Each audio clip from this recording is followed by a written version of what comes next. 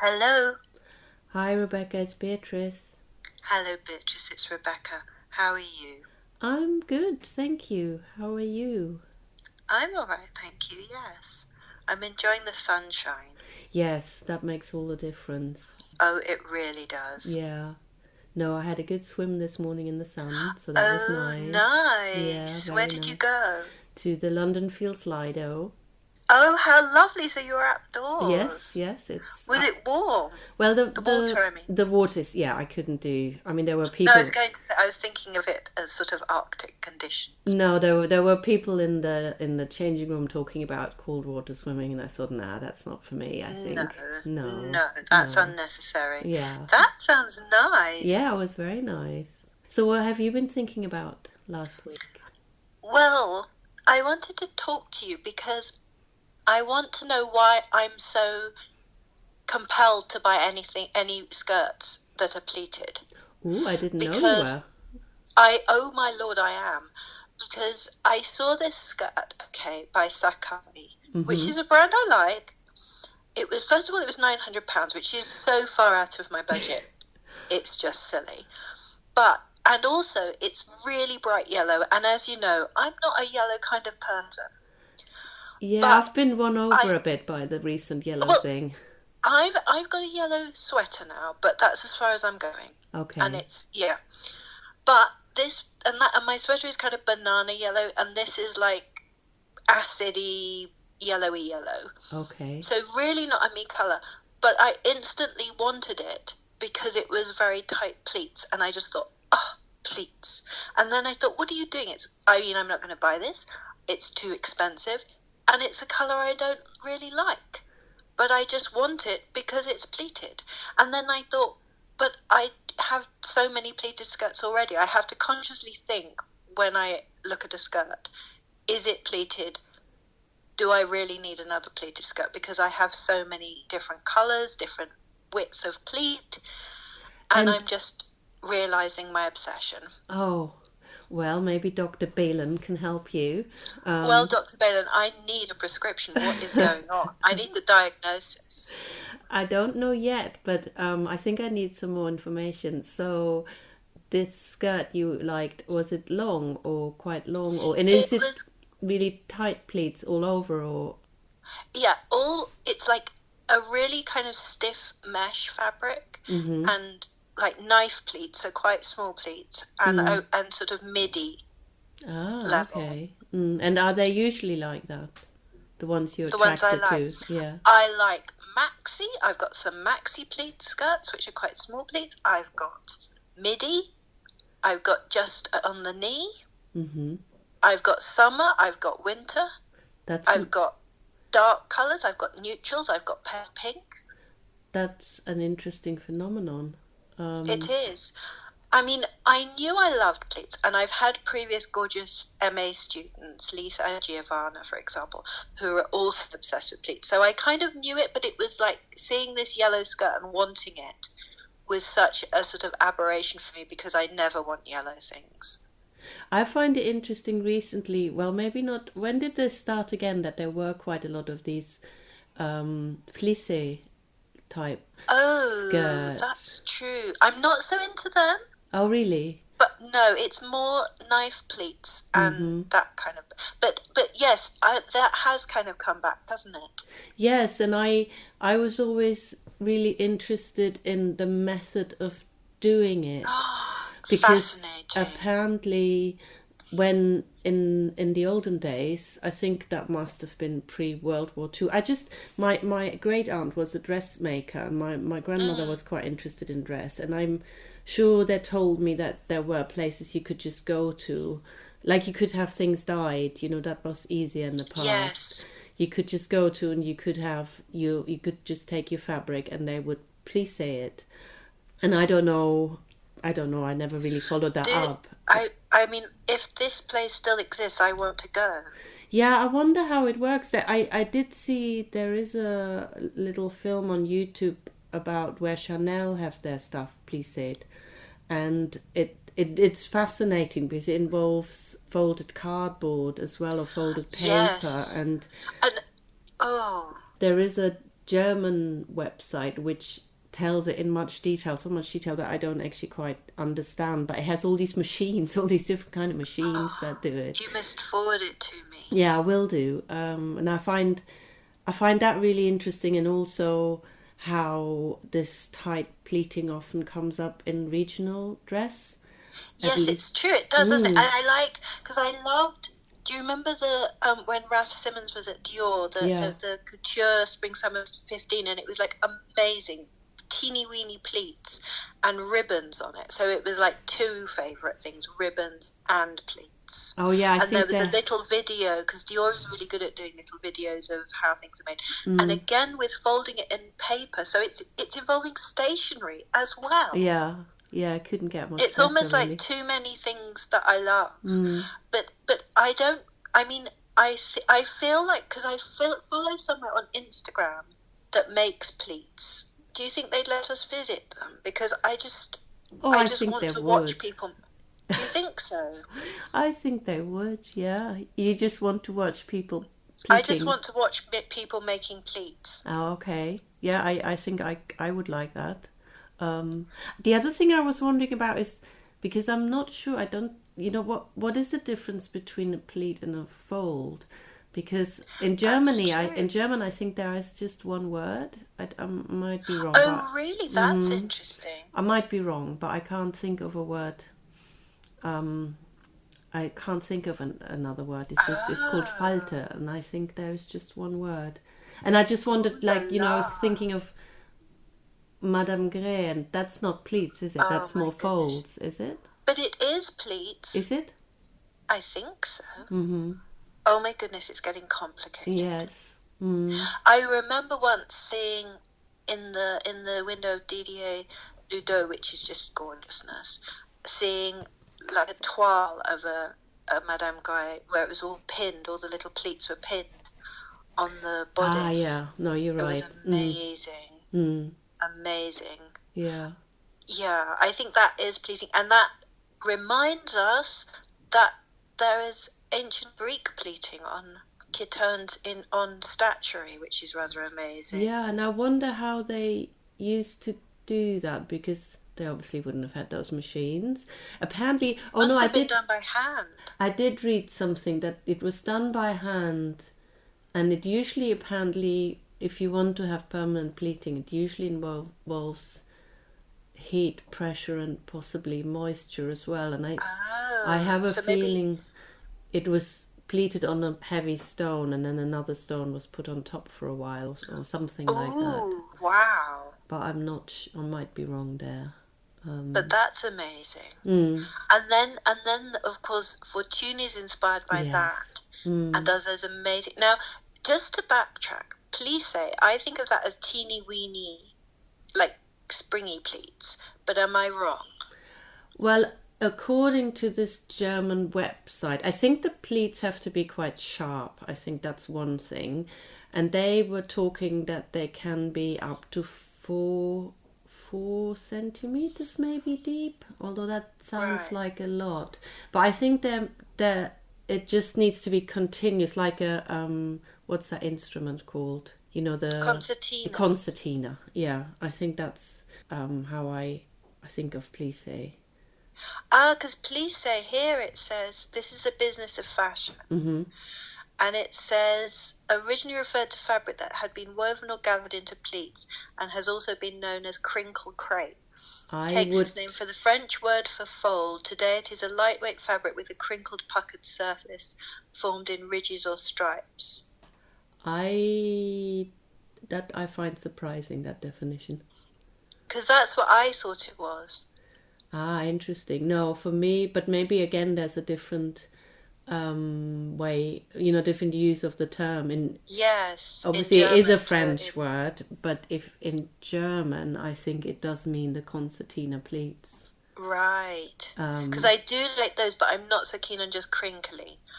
I like how, even though we've established this is something that has a millennia-old history, I think of pleats as modernist, because they're kind of regular and rational to me. And I think that's part of why I like them. Yes, I think I'm not sure about modernist. I need to think about that for a while. What I like about them is that they create a decoration without using something else. That is just a gorgeous thing. And because I think that's, of course, something wonderful Madeleine Vionnet always did. yes. And that's a beautiful thing. And that is quite modern, I guess.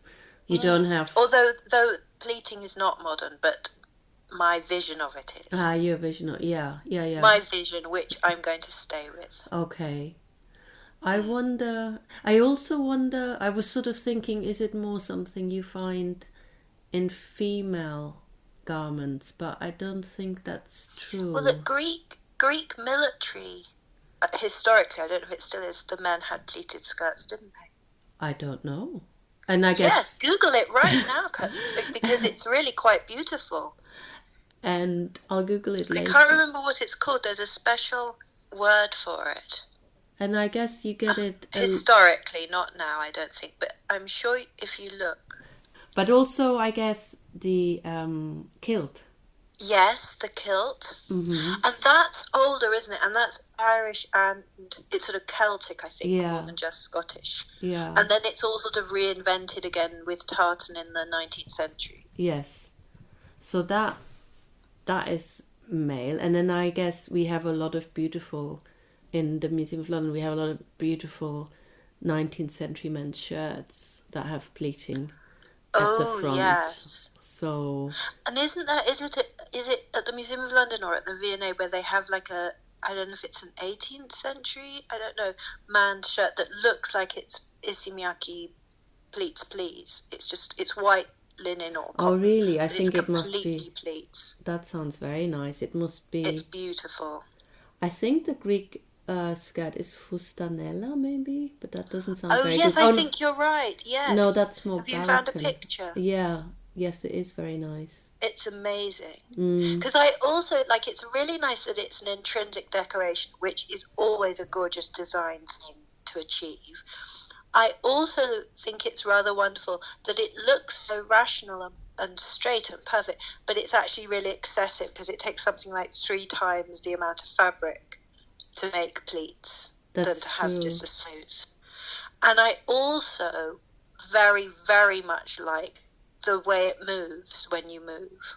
Yeah. I think that's one of my favourite things about wearing pleated skirts is the way it flows around you. And I also enjoy, I've got a very nice, really stiff denim pleated skirt that can stand up by itself because it's so stiff. Oh, that sounds very nice. Yeah. So I wonder, so that's fun. Were there times that were more pleated? If you see what I mean. I don't know. Because I'm just thinking of the 1920s. There's a lot done. There's a lot of sort of sportswear pleats. That's true. The later 20s, I guess. Yeah, and also beach pajamas sometimes have amazing godays in the. Do you call it godays in the trousers that are pleated? Oh, that's interesting. Yeah. And can you explain this to me? I think during rationing in the Second World War in this country, you could do an inverted pleat, but you couldn't do the other kind of pleat. Yeah, I always mix up my pleats, but there was definitely something you weren't allowed to have that many, too many. No, because of course it's more fabric. Yeah, and the one, the double-sided one, the name of which I always forget. Yeah, I don't think you were meant to have that one. No. Actually, what is it called? Yeah, inverted. Yeah. Oh no, I think inverted. Yeah. I think it's the double-sided one. I think inverted you could have, but you couldn't have like a knife pleat or something. I think you weren't allowed to have loads, and often they sort of look like pleats, or they look like they're deeper than they actually are. Right. Yeah. And I really love, I'm not a big fan of Elizabethan dress. It's too fussy for me. I admire the excess, but I'm not into it myself. But I do like a pleated ruff. Yes. It's just interesting how much work goes into it, and that so I suppose it's like a status symbol then. Yeah. Because they had, do you call it a goffering iron or a gophering iron? I don't know. Well, whichever one, it's Goffer. goffering. We'll say goffering because otherwise it sounds like a small animal makes it, which would be quite entertaining as a cartoon. But an it's animal like that can do pleats. That would be really cool if a small animal could pleat things for you. But anyway, it's like a rod that they would heat in the fire, and then you kind of put it in a tube, and then you shape the ruff round it to make the like curls or the pleats of it. Yeah. And there's also like little irons that they would make it with. So I think there's a lot of equipment. Yes, there's a lot of equipment and a lot of time. Yes, involved. Definitely. And craft skills. I'm sure if I attempted to pleat anything, it would be really rubbish. I'm not so sure. You always have faith in me being able to do practical things. I'm always really touched at how much faith you have, even though I can't even cut a straight line. It's very, that's a real friend. Thank you. You know what we also have at the Museum of London, that we have these samplers, but they're not just embroidery. They're all sorts of things you have to do for household linen. So people trying out doing monograms or drawn thread work or all sorts of other things. But there's usually involves a little panel or several panels with pin tucks. Oh, pin tucks are gorgeous. Yeah, so they're really, really nice as well. And I guess they're just a decoration, but I guess they also have possibly a practical function. I don't know. I don't know, but how lovely. Pin tucks are beautiful. Yeah. I bought this blouse once. Gap had a collaboration with someone, I think you pronounce his name Takun. Oh, yes. And I bought this blouse, and it was beautiful. It was white, and it had this really, really big sleeves, like balloon sleeves, short to the elbow. And they had pin tucks around the center, and I think that's what made the sleeves not collapse. And I thought that was really interesting and really clever.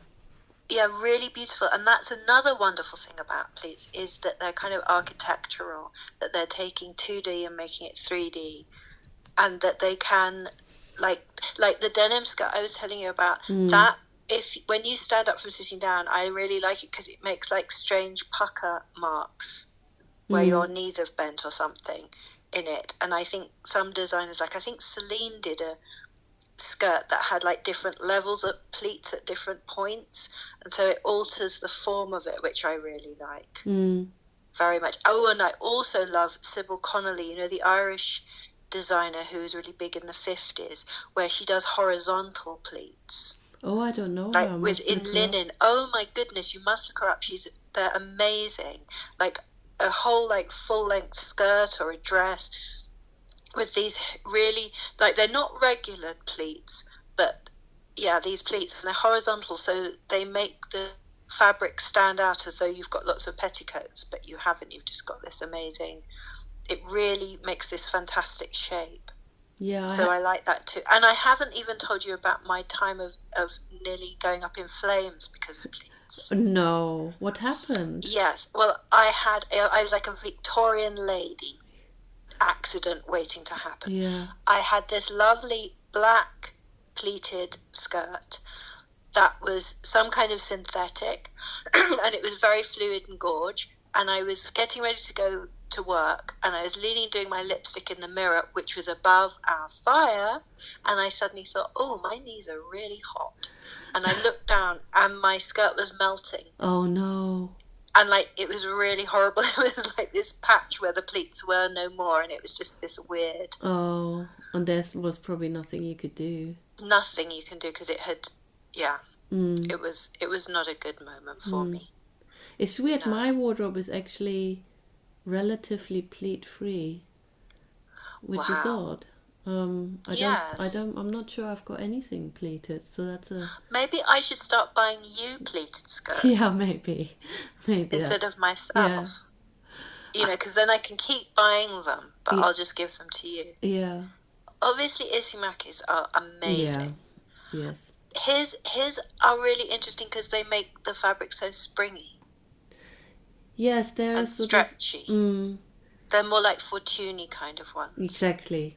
Yeah. And I wonder if because I'm not like a Maya, I love him, but I don't want to wear his clothes particularly. But I wonder if those you can tie in a knot. I feel like they're stiffer than Fortuny, because I think it's amazing in museums when they like open a drawer and they've just got these, 10 Fortunys in a knot. We have just one. I can't actually remember whose it is. Why we have it at the Museum of London. But yeah, that's how we keep it as well. Wow. Yeah. And what colour is it? It's a sort of rusty colour, if I remember correctly. Nice. The other person I was just thinking of, but maybe I misremember, there was a designer, maybe still is, called Krizia. Oh yes. And I think she was doing a lot of pleating in the 80s, but maybe she did. Yeah, there's a crazy, with really really big sleeves, and there's a sort of mad sort of silver one which is pleated all over from 1980. Really really really big sleeves, like 80s sleeves, but created through pleating. Because you also get amazing like little capes that are pleated. Yes, that's true. Yeah. Yes. Oh, yes. I found one of the Krizia from 1981 at the V&A. Can you see that one? That's no, black, I'm on another and one. amazing Yeah. pleats going in different directions, which is very good at fun. Oh, it calls it a winged pleated dress. Interesting. That's nice, isn't it? Yeah, very nice. Yeah, anything winged we want. Yeah, I'm still intrigued by when it was popular and when it wasn't so popular. Well, I feel like, it may just be because I always love pleated skirts, but I feel like it's always there, but then it just becomes magnified at times, doesn't it? I don't know. I think there are times when it is not there very much. There's just me in my pleated skirt, no one else. Or it's like, I'm just sort of thinking, I don't know, I keep thinking about the 19th century, and there are times when you get an opening in a garment and then there's sort of pleated fabric underneath. Oh, that's true. Or you get little tiny, really, really tiny pleat trims on the hem, or yes, exactly, around the buttons or something, the button placket. Yeah. Yes, that's true, because there's like periods where it's the most interest is in really smooth, so that because you get more of like the shine of a fabric, don't you, if it's smooth. Yeah. So if you think when they're towards the end of the 19th century, when you get really tight gowns, but then you still have to walk in them, and I guess that's when you often get these openings. You need some pleating. And I suppose, like, Rococo period, it's more frills than... there are some pleats in there. But not that much, actually, you're right. It's more at the sleeve, frillies. The cuffs are pleated sometimes, and there's a bit of pleating going on in the bodice area, but not that much. And I guess then there are also, if you think of Edwardian, and it's more fluid. It's more what I would call folds, but then maybe I agree. So But you still get it in underwear there. And there's some very good 19th century men's like cravats and stocks that are pleated. True. They're very good. Yes, and of course, some of the men in the 18th century, they have the most amazing pleats on their coats. That's true. Yeah, really heavy pleats. Yeah. Well, I'm going to carry on with it. It's also a reference to school uniform. Oh, really? Guess. Well, yeah, I think that's a real thing. Well, in the olden days, anyway, having a pleated skirt for school. And even though I hated school, I liked the uniform. Yeah, as you know, we didn't have uniforms. My mother had an English friend who often brought back kilts for me, so I wore them quite a bit. But I think I got some flack from the other pupils. They thought they were wrong, because I'm sure you looked amazing. Because I think it was the big safety pin that got them, because they always had. Oh, really? Yeah, they always had these big. But kilt pins are lovely. Yeah, they are. Yeah, they are, but they're just, different. So, and, Yes. but, so what are we going to do with this? I don't know. I mean, I think we've found some of the many reasons why I like them. Yeah, I haven't, I I don't think, think I can be cured. no, and I'm not sure what there must be, I'm not sure what the diagnosis is. I don't know the Latin for No. Pleats, or the Greek. We need to find out. Yeah. And then I can just go into shops and say, I have an acute case of whatever, and I need to buy that pleated skirt, please. Yeah. Okay. Well, that's some language homework for us. Yeah. Also, I wanted to ask you, I wanted to say, you've got this thing coming up at the Koto, the research seminar. Oh yes, on Friday. Yeah, I hope I can come, but I'm not quite sure. It looks really interesting. It should be amazing. No, Elizabeth Kutesko, who's giving the talk, she's so brilliant. And because I said to her, just talk about what you want to, because she's just had this brilliant book on Brazilian fashion, which is based on her doctorate that she did with me, come out. And it was just like, I couldn't have thought of a more perfect subject than how can we decolonize fashion studies. It's so important and so fascinating. Yeah, but you can tell me about it if I don't. Oh, I will tell you every detail if you can't come. Okay, that's Don't good. worry. Yeah, all right. Okay. Well, I'll see you soon anyway. Yeah, see you soon. Yeah. Bye. Bye.